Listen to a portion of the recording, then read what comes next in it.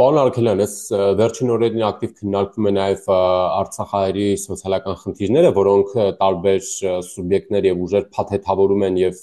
փորձում են դրանից որոշակի քաղաքական դիվիդենտներ քաղել։ Հայաստանի կառավարությունը որոշել է Արցախից տեղահանված կարիքավոր ընտանիքների աջակցությունը շարունակել մինչև դեկտեմբեր, աջակցության չափը առաջին բռնի տեղահանված անդամի համար 40,000 դրամ, սկսած երկրորդ անդամից յուրաքանչյուրի համար 10,000 դրամ, շահառու են համարվում այն ընտանիքները, որոնց մեկ անդամի հաշվարկով ամսական եկամուտը չի գերազանցում 55,000 դրամը,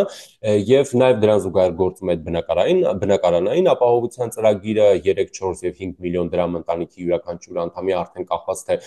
վայրը որտեղ են ցանկանում բնակարան ձեռք բերել կամ տուն կառուցել եւ այլն։ Եվ սրան զուգահեռ օրինակ նույն Արցախի նախկին պետնախարար Արտակ Բեգլարյանը հայտարարություն է տարածում, ասում է կառավարությունը ընդունեց այնպիսի մի որոշում, որով պարզապես խորացնելու է շուրջ 100,000 արցախցիների աղքատությունը եւ մղելու է նրանց դեպի արտագաղթ։ Այս իշխանությունները փոխանակ օգնեն տեղահանված արցախցիներին, ամրացնեն, մեզ դիտարկում եւ ներկայացնում են որպես թշնամի իրենց ներքին ու արտաքին քաղաքական երազները սնելու եւ ձախողումները արդարացնելու նպատակով։ Ես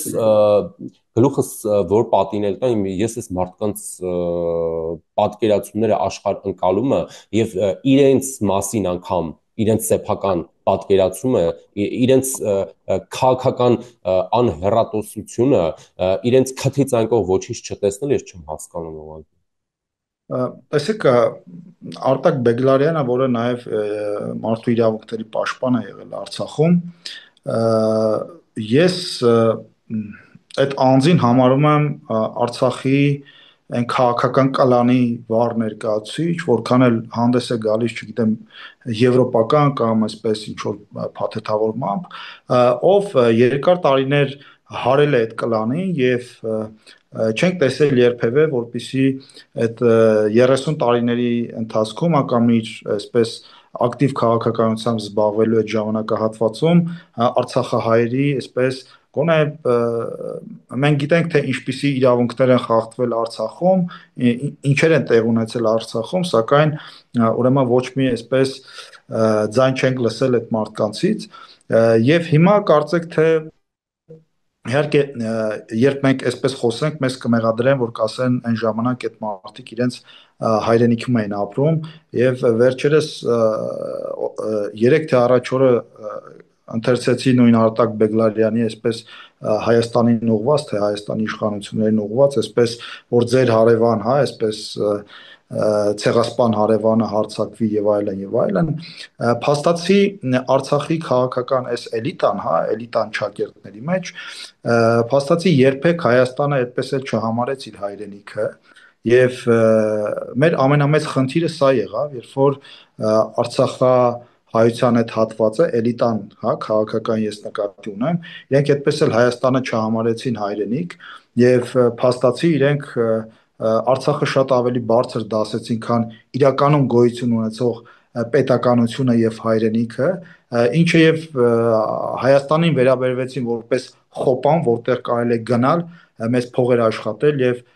կամ վերադառնալ Արցախ կամ գնալ ինչ որ Եվրոպաներում ինչ որ կղզի գնել եւ այնտեղ ընտանիքով լավ ապրել եւ ահա այս խոպանի տրամաբանությունը Հայաստանի նկատմամբ այսօր էլ շարունակվում է մինչդեռ Հայաստանը տվել է Արցախին եւ Արցախահայությանը ամեն ինչ նույնիսկ իր զավակներին եւ այսօր գալ Հայաստանից նման ուրեմն շանտաժի լեզվով խոսել դա անթույլատրելի է եւ ինչ վերաբերում է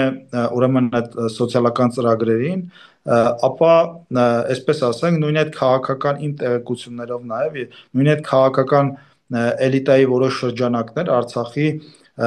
խոչընդոտում են եւ թույլ չեն տալիս որպեսզի Արցախահայերը կամ վախեցնում են կամ կասկածներ են սերմանում որպեսզի Արցախահայությունը լիարժեք ինտեգրվի հայաստանյան կյանքին ստանա քաղաքացիություն իր կեցության խնդիրը լուծի իր ուրեմն աշխատանքի ու բնակարանի խնդիրը լուծի 3 թե առաջ օրը ես էլի կարդացի մի տեղեկատվություն որ Հայաստանի կառավարությունը միջազգային ֆինանսական կազմակերպություններից հայտնի մեկի շրջանում կարծեք թե նախագիծ կա, որ պետքա մոտ կես միլիարդ դոլարի շրջանակներում նաև ֆինանսավորվի Արցախահայության այդ բնակարանների վերջնական լուծման խնդիրը, այսինքն այս առումով Հայաստանի նրանք ովքեր օբյեկտիվ դիտարկում են խնդիրը, կհասկանան, որ Հայաստանը հնարավորինս ամեն ինչ անում է, որպեսզի Արցախի մեր եղբայրները եւ քույրերը հնարավորինս շուտ հաղթարեն այս ճգնաժամը, իրենց գլխին տանիք ունենան սոցիալական ապահովություն, աշխատանք եւ ապրեն։ Այս մարդկանց Արտակ Բեգլարյանների նպատակը այլ է, այ դուք նշեցիք Հայաստանի դեմ պրոքսի պատերազմ, այդ շրջանակները բնականաբար Արցախահայությանը հաշվի առնելով նաև նրանց այսպես էմոցիոնալ վիճակը փորձել են դրդել ծայրահեղ քայլերի եւ դա փաստացի Հայաստանում այն սոցիալական խումբն է, ում հնարավոր է մանիպուլյացնել եւ Արցախի քաղաքական էլիտայի այդ հատվածը համոզված եմ գնալու այդ քայլին եւ այս ամբողջ գործընթացները եւ վերջին այս հանրահավաքները եւ այլն դրան են միտված։ Շատ լավ, բայց սրանով հանդերձ այդ մարդիկ առաջին հերթին հենց վնասում են Արցախահայությանը։ Վնասում են, որպեսզի այս մարդիկ չկարողանան Հայաստանում լիարժեք ինտեգրվեն, չկարողանան նորից կյանքը իրենց շարունակեն, հա։ Ինչ ի վերջո ինչ նպատակ են հետապնդում, օգտագործելով այս մարդկանց հենց դառը փորձը, այդ ամբողջ ողբերգությունը, ներկայում ունեցած բոլոր խնդիրները։ Չէ՞ որ այս հանրությունը մի քանի անգամ ցույց տվեց այդ շրջանակներին այդ թվում, թե ինչպիսի վերաբերմունք ունի իրենց նկատմամբ։ Ինչի են ուզում ի վերջո հասնել դրանով։ Տեսեք, այդ քաղաքական շրջանակները 30 տարուց ավել վնասել են եւ Արցախին եւ Հայաստանի Հանրապետությանը եւ իրենք դա նորմալ են համարել եւ իրենց համար դա խնդիր չի եւ այստեղ Արցախահայությանը օգտագործել իրենց քաղաքական նպատակների համար դա նույնպես իրենց համար խնդիր չի։ Այս ինչպես նշեցի, այս ամբողջ գործընթացը, նաև Արցախահայությանը փողոց դուրս հանելը, տեղավորվում է այն հիբրիդային պատերազմի շրջանակներում, ինչը մենք տեսնում ենք եւ ինչը վարվում է Հայաստանի Հանրապետության դեմ, եւ այդ պատերազմը վարվում է հայտնի կենտրոնից, որի մասին մենք մեր հաղորդման ընթացքում խոսեցինք եւ այս անհատները նույնպես իրենց գաղափարներով եւ հայացքներով հարում են այդ շրջանակներին եւ կենտրոններին եւ նույնիսկ այս մարդկանց համար Արցախի կորստի, հա, կորուստը դաշ չեղավ, թե ինչու չի կարելի հավատալ, վստահել եւ գործ բռնել այդ կենտրոնի հետ, քանի որ դրա վերջը լինում է հանձնումը թե հայրենիքի եւ թե անձնապես եւ այսօր Բաքվում գտնվող այդ ռազմագերիների պատմությունը դրա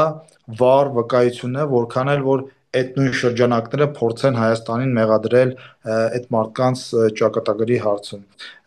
Այստեղ տրամաբանությունը նույնն է,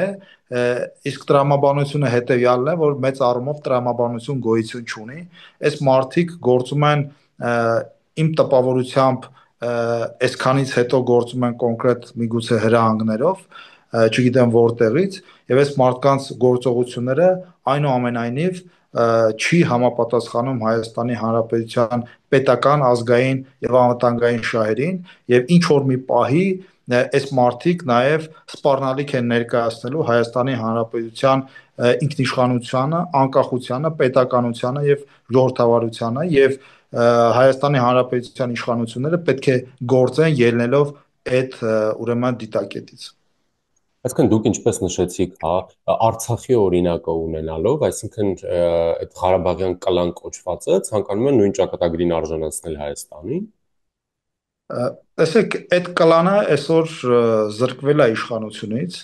այդ կլանը վերջին 20 տարուց ավել, առնվազն Հայաստանում 20 տարուց ավել, իսկ Արցախում Արցախի ազատագրումից հետո, հա, 30 տարուց ավել տիրապետել է իշխանության, տիրապետել է լուրջ հնարավորությունների, տիրապետել է լուրջ ռեսուրսների եւ այսօր այդ կլանը զրկված է դրանից, բնականաբար տեսեք պատահական չի, որ այդ կլանի ներկայացուցիչները այսօր խոսում են նաև այդ նոյեմբերի 9-ի Նյու Յորք կետի մասին, դա հստակ ուղերձ է այն պետություններին, ովքեր ցանկանում են ունենալ այդ միջանցքը, հստակ ուղերձ է նրանց, որ եթե իրենց բերեն իշխանության, ապա օրինակ այդ միջանցքը իրենք կստանան եւ ահա այդ կլանի վառ ներկայացուցիչներից մեկը ժամանակ առաջ նաև հայտարարել է, որ դեռևս պետք է քննարկեն Հայաստանը կարող է անկախ լինել թե չէ, ինքը դրական է արտահայտվել Ռուսաստան-Բելարուս միութենական պետությանը Հայաստանի անդամակցությանը, այդ կլանի քաղաքական ուժերից մեկի գաղտնի, հա, կուսակցական գաղտնի փաստաթղթերում ուրեմն հրապարակվել են կետեր, որտեղ ասվում է, որ Հայաստանի անկախությունը պետք է ուրեմն անկախության մակարդակը պետք է իջեցվի եւ միգուցե մեկ ընդհանուր, հա, միասնական ինչ որ ինտեգրացիոն մարմնի մեջ տեղավորվեն ի նկատի ունենալով Արցախյան կարգավորման հերանեկարները, այսինքն այս կլանը մեծ առումով խունտան պարզ հայտարարել է իր նպատակների մասին, իսկ այդ նպատակներում Հայաստանը որպես ազատ, անկախ եւ ժողովրդավարական պետություն գոյություն չունի։